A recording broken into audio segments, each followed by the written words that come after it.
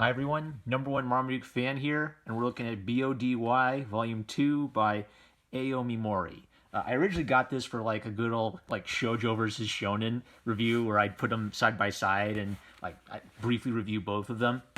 This got graduated to getting its own review. I think anytime something gives me like an interesting nugget to talk about, it'll get graduated to its own review. So the nugget for Body Volume 2 is I think enthusiasm can save a book with some dumb problems. So I guess my spoiler-free review of Body is it. I reviewed Volume 1 earlier, and it kind of continues the problems of it's very girlish, it's very silly, but I think the dumb enthusiasm that Aomi Mori brings to it is charming, and there was literally a page where I was just angry, I was getting ready to throw the book away and just give up on it, and then she saved it and got me invested again. So I think I will keep reading it, and I actually, the reason I'd recommend this volume actually is because of the short story at the end. I like the short story at the end and some of her like editorial comments more than Body itself. So you should definitely pick it up for Hurry Up, It's Time for School Again, I think is the name of the bonus short story. So that's the spoiler-free review. Not a strong recommendation. It's got like some of the silly like she gets kidnapped tropes of some other girly manga. But I really like the energy that Aomi Mori is bringing to that. Yeah. So with that, it's time for like a spoiler review. So let's just flip through it. The reason I marked this page is I just thought it was kind of, like this is the girliest thing ever. Like they gave away body-themed makeup in Japan for it with like two colors. And she talks about getting to teach manga, and she talks about people who taught her and who she got to teach with. I want to find these names. Let's see here. Karu Tada and Kazune Kawahara were my instructors when I went. I didn't know this. Like in Japan, they'll have like actual classes you can go to where they get professionals from the industry to come teach high school kids who are interested in manga. That's so interesting. Like the manga industry in Japan is so interested in like the rising generation of talent. And then she talks about how she talks about how, her hard work paid off. I'm rooting for her. She taught it with Akemi. Fuji and I were the instructors, and we were both like, what do we do? We ended up having a lot of fun. Even though we're not sure we helped anyone. Why? What was the point? Like, I like how they use these journals just to kind of like give you a little glimpse into their lives. And it's a bit silly, but I just appreciate getting to see that.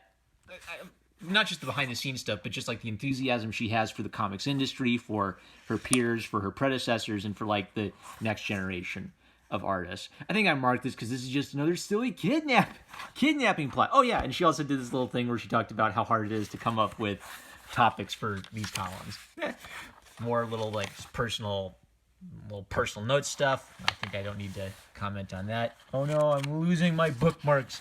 This is terrible. Okay, I marked this because this is kind of what I wish Body was more about. Like they get together, she likes him, he likes her, and they play some video games, and she says, wait, take it easy on me. No, I kind of wish Body had more of just some of this down-to-earth stuff. Because what I can kind of tell happened is she got serialized, and now she's kind of wrapped up the romance. So now what's she going to do? Well, now she's got to add some drama and have some kidnappings, have some silly circumstances to put her character in to add drama. And I'm kind of worried that it's going to become like endless shenanigans rather than just like a story about a relationship. So my favorite girls manga this year actually I think is My Love Story, because the boy and the girl get together at the end of volume 1 and then everything else is about their relationship developing, and it's such a cute sweet little relationship, and it kind of not every romance has to be about will they get together or won't they get together. And I think every great romance owes a debt to Jane Austen. If the plot of the romance is will they get together or won't they get together, I think you have to have kind of a Jane Austen level understanding of people's psyche so that you can have like what's going on in their minds be the drama, not just the will they won't they cutesy bootsiness of it. So this is where Body was starting to lose me. There are like some cutesy shenanigans where she's got to work for the escort service. I still, for the life of me, I do not know if being an escort in Japan in this context means you're a prostitute or if it just means you work for like an upper scale Hooters, because like they'll fill drinks for like lonely rich people. They'll make pleasant conversation with lonely rich people. It seems like it's like a taboo in Japan. Like you might be a prostitute. I can't tell. So if you know what the heck the escort deal in Japan is, please let me know, because I'm kind of confused whether when they're talking about the guy being an escort, if that means he is a prostitute or if it's just like a taboo, like weird Hooters job he's got. So they kind of leave that up in the air whether he is like sleeping with people or not. But what's surprisingly moral about this is, well, she's kind of a very moral, pure girl, and that's actually what saved this for me, is the kind of the pureness of the main character. And since it's not like firmly established that he's a prostitute, I'm reading it as he has a kind of like taboo-ish job where he hangs out with ladies, and it's not necessarily clear whether he's sleeping with them or not. But when he realizes that she likes him, he immediately says, I'm going to give up that job, I'm going to clean up my act, which is meaningful because it's about convincing someone that they need to shape up their act if you're going to have a serious relationship. And then he does it. He follows through on it. So the weird shenanigans comes in where, like, the boss says, we're a criminal enterprise, and before I let him quit, you're going to have to become an escort. Oh, no! And now, I don't understand this. This whole subplot, like, it was kind of cute seeing her, like, struggle to try to, like, fill people's drinks and not know what to do and just kind of be, like, naive and cute. But I just felt like this is where we were getting off into La La Land. And oh no, she's gonna get kidnapped. And oh no, will she get raped? Oh no, what's gonna happen? And then it's like the boss was just trying to like test her morality. But this is actually what saved it for me. Like I was thinking, oh, I'm so sick of this. This is so stupid. This is so girlish. And then she says, I would never, not even for 10 million yen. What, are you joking? I'd die first. This is wrong. You can't buy people like that. I won't do it. This saved the book for me, because it's just, I was annoyed because it's just so ridiculous that she finds herself in this circumstance. I don't think she intended herself to end up in this circumstance, but just the fact that she was willing to say no, and they weren't going to do like the whole stupid, oh no, now he's got to come bursting in and save her because she's so stupid, that it's romantic for a girl to be in danger and for the guy to heroically come save her, but that can't be your only plot contrivance. So I really like that she just demonstrates some agency. She says no, and they say, okay, we're not like stupid sitcom villains, so we're gonna let you go. And then it sets up the next chapter. So the reason you should actually pick this up is because, come on, it's time for school again. This is a delightful, well-paced little romance story, and I think it helps that it has a beginning, middle, and end. So instead of like having like volume after volume, we've got to stretch this out as long as possible. It has a clear story. Oh, and the letters, I can't read it all, but her response to her fans is beautiful. She's just like writing responses to the letters that like cracked her up or made her feel like it meant something. Like the fans telling her that they totally think that Ryunosuke is such a dreamy boy. Oh, she can't believe how dreamy her fans think Ryunosuke is. It's just so much love for her readers and her fans. I love it. This is what a happy, vibrant industry looks like. So come on, it's time for school. Again, it's a great little setup, and then it just moves at a nice little quick pace. So the setup is they're at a school where it's like 70% girls, which mean a lot of girls have like zero chance of getting together with a boy.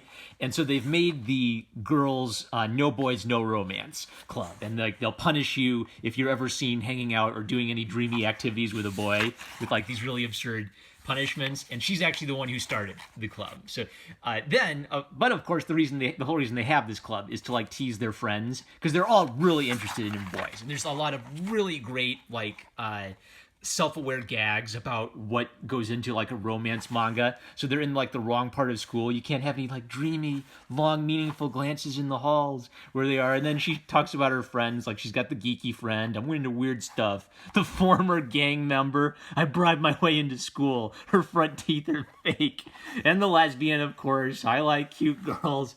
It's just so aware that this is a silly little high school romance that I can't help but laugh.